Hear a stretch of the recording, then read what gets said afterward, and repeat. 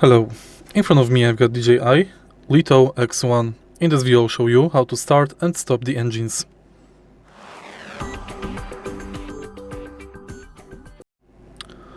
To start and stop the engines of your drone, make sure it's turned on, connected, and now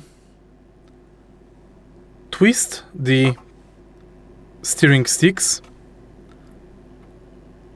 downwards and to the middle, like this.